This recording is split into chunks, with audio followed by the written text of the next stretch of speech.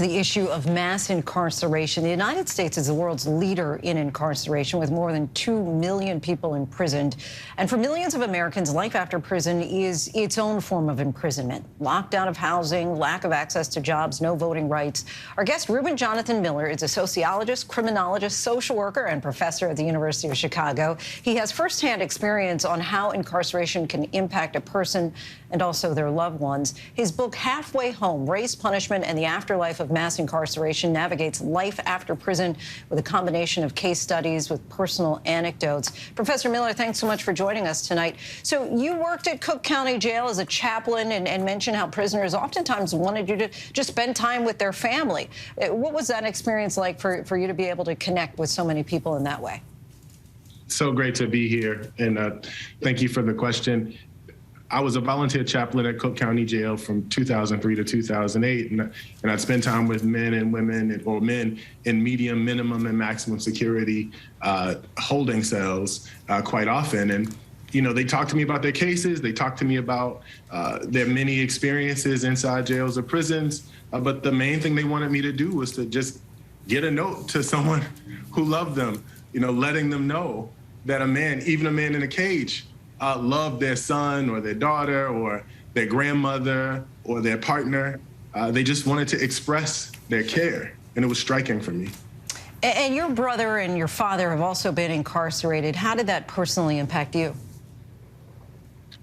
No, it was an incredible experience. I mean, so I didn't know my father. I met him after I started doing this work. I was 26 and about to get married and start a family of my own, and came to meet him through a mutual acquaintance. And I learned at that time that he had done 20 years inside jails or prisons. And I'm not sure that he wasn't around because he had done 20 years, but I do know that there was separation there, and that was striking. But I was already into the work. And in fact, while I was doing research for the book, my brother was arrested and sent to a Michigan penitentiary. And so the reason why the timing really matters, on the one hand, already doing the work as a volunteer chaplain and meeting my father, on the other hand, already doing the research and running into my brother, is because the prison follows you. You know, I was born in the mass incarceration generation. These are people born after 1972, the year that we arrest more people each year for 27 consecutive years. And so many folks who were born poor and Black after this period of time couldn't avoid the prison even if we wanted to. Give us some examples of the legal ramifications that follow those who have been incarcerated once they get back into society. Well, there's a national inventory of the collateral consequences of a criminal conviction. These are the laws, policies, and administrative sanctions that target people with criminal records. And when the American Bar Association counted them, they found that there were 44,000 laws, policies, and sanctions for people with criminal records. There are 19,000 laws and policies that constrain people's ability to access employment in this country. So whole categories of jobs they can't access. 1,000 laws and policies that constrain their ability to find and maintain housing. So we make it impossible for people to find work. We make it almost impossible for people to find a place to stay. There are over 4,000 regulations on civic participation, meaning the kinds of things that someone might engage in to change the laws and policies that hem them in. So what we've done is we've erected this alternate legal reality, and what this does is it changes the nature of everyday relationships. And you mentioned in your book how supervised society has produced a new form of citizenship. Explain what you mean by that.